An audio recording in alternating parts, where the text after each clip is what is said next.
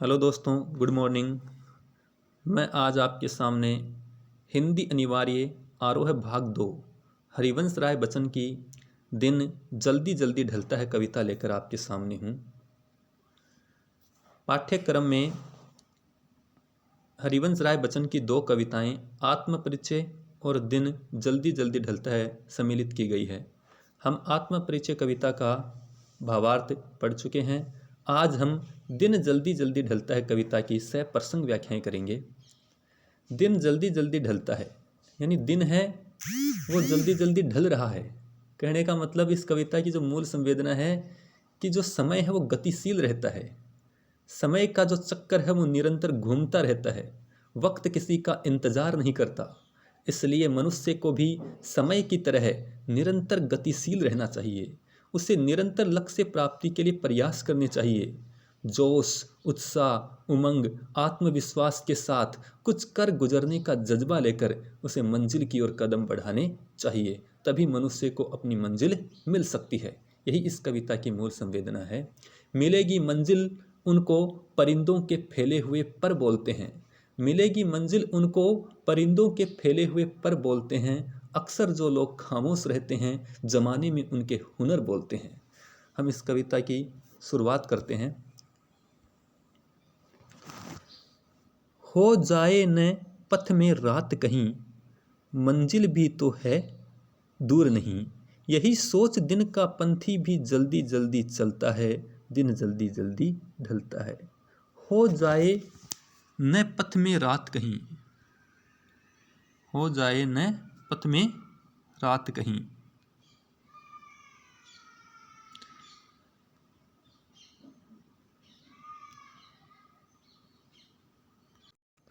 हो जाए न पथ में रात कहीं। कवि हरिवंश राय बच्चन कहते हैं कि पथ का अर्थ होता है रास्ता।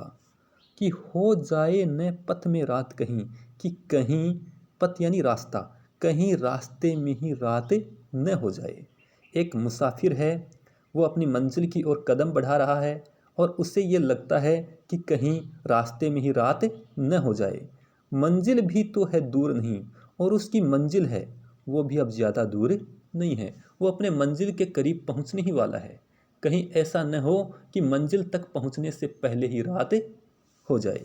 यह सोच यानी ऐसा सोचते ही, ऐसा विचार आते ही दिन का पंथी यानी दिन भर में थका हुआ पंथी, दिन भर चलने से जो थका हारा जो राहगीर है, जल्दी जल्दी चलता है। वो जल्दी जल्दी अपने लक्ष्य की ओर कदम बढ़ाने लगता है।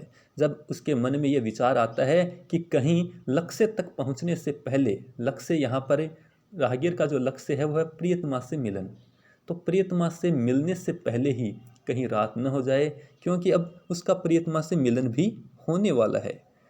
दिन जल्दी जल्दी ढलता है। जो दिन है वो जल्दी जल्दी ढल रहा है। जीवन रूपी जो दिन है वो जल्दी जल्दी ढलता रहता है। इसलिए कहीं मंजिल तक पहुंचने से पहले ही रात न हो जाए, इसलिए मुझे अति शीघ्रता से अपने लक्ष्य तक पहुंच जाना चाहिए। मेरी जो प्रियतमा है उससे अब मिलाप होने ही वाला है, वो ज़्यादा दूर नहीं है।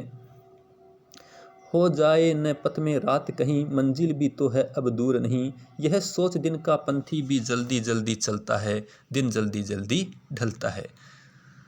तो देखो, हो जाए न पथ में रात कहीं। हरिवंश राय बच्चन कहते हैं कि जो एक राहगीर है वो मन में विचार करता है कि कहीं रास्ते में ही रात न हो जाए। मंजिल भी तो है दूर नहीं, और उसकी जो मंजिल है, उसकी जो प्रियतमा है वो भी अब ज़्यादा दूर नहीं है। उसका अपनी प्रियतमा से मिलाप होने वाला है।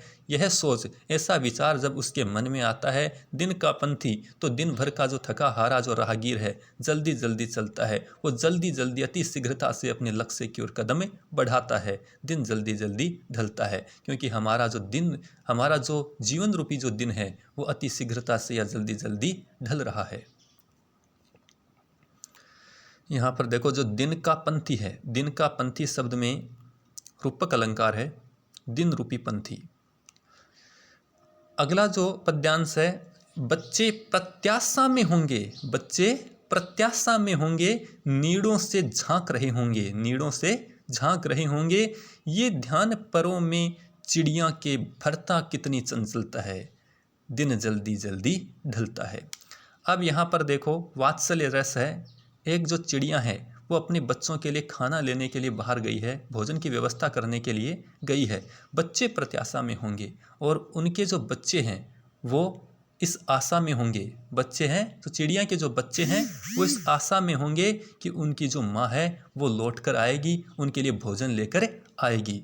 नीड़ों, नीड़ शब्द का अर्थ होता है घोंसला, नीड़ों से झांक रहे होंगे और इस उम्मीद में वो घोंसले से झांक झांक कर देख रहे होंगे कि उसकी जो माँ है वो भोजन लेकर लौटने ही वाली होगी।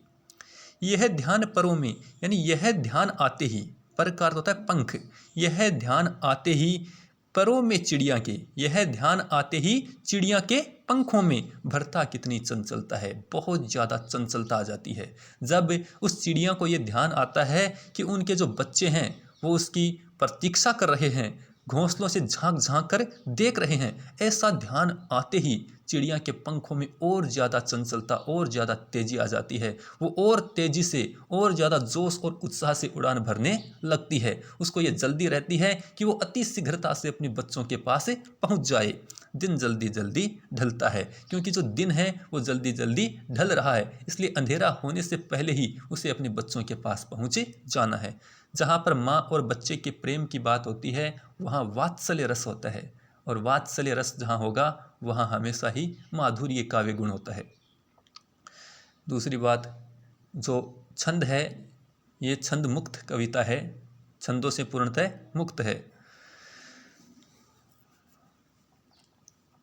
अगला जो इसका अंतिम पद्यांश है, मुझसे मिलने को कौन विकल।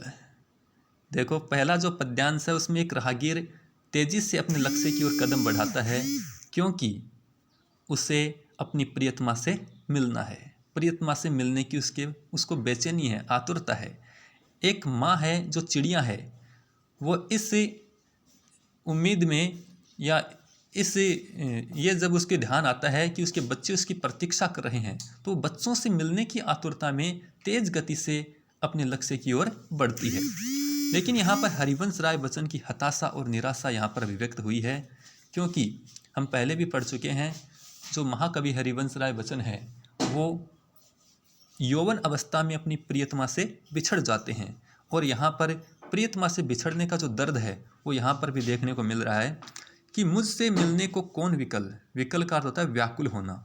हरिवंश राय बच्चन कहते हैं कि मुझसे मिलने के लिए कौन व्याकुल है, मेरे से मिलने के लिए कौन बेचैन है, क्योंकि मुझसे मिलने वाला कोई है ही नहीं।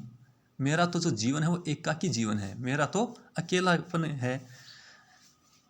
मैं हूँ किसके हित चंचल, इसलिए मैं किसके लिए, हित यानी लिए, इसलिए मैं किसके लिए चंचल हूँ, मैं किसके लिए चंचल हूँ, क्योंकि मेरा इंतज़ार करने वाला तो कोई नहीं है। फिर मेरा हृदय किसके लिए चंचल होगा, मेरे मन में किससे मिलने की आतुरता होगी। यह प्रश्न शिथिल करता मन को, ऐसा प्रश्न आते ही, ऐसा विचार आते ही हरिवंश राय बच्चन का जो हृदय है वो फिर से शिथिल हो जाता है, निराश हो जाता है, अवसादग्रस्त हो जाता है, वो बहुत ज़्यादा दुखी हो जाते हैं। भरता उर में विहलता है, और उसके उर यानी हृदय, और उनके हृदय में विहलता यानी व्याकुलता हो जाती है, वो आतुर हो जाते हैं, बेचैन हो जाते हैं। जब उनके मन में ये प्रश्न उठता है कि मेरा इंतज़ार करने वाला तो कोई नहीं है, मेरा जो जीवन है वो एकाकी जीवन है, मैं किसके लिए व्याकुल हूँ, या मेरे पैरों में किसके लिए चंचलता हो, ऐसा विचार आते ही उनके हृदय में बेचैनी या व्याकुलता हो उठती है, वो बहुत ज़्यादा दुखी हो जाते हैं। दिन जल्दी जल्दी ढलता है, जो दिन है, जीवन रूपी जो दिन है वो जल्दी जल्दी ढल रहा है, या जो मनुष्य जीवन है वो लगातार मृत्यु पथ पर अग्रसर हो रहा है। यहाँ पर हम विशेष तथ्यों की बात करें, विशेष जो बिंदु, दिन का पंथी रूपक अलंकार है, जल्दी जल्दी किसी शब्द की पुनरावृत्ति हो रही है इसलिए पुनरुक्ति प्रकाश अलंकार है। कौन किसके, यहाँ पर कौन किसके यानी प्रश्न किया गया इसलिए प्रश्न अलंकार है। काव्य गुण, पहला जो पद्यांश है इसमें एक जो राहगीर है वो अपनी प्रियतमा से मिलना चाहता है तो श्रृंगार रस है।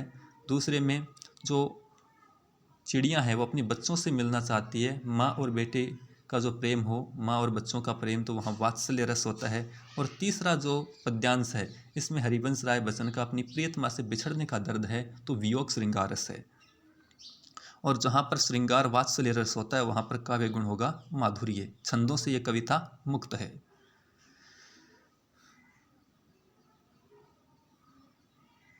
तो आज जो हिंदी अनिवार्य का जो पहला पाठ है, हरिवंश राय बच्चन की जो 2 कविताएं हैं, आत्म परिचय और दिन जल्दी जल्दी ढलता है, कविताएं पूर्ण हो चुकी है।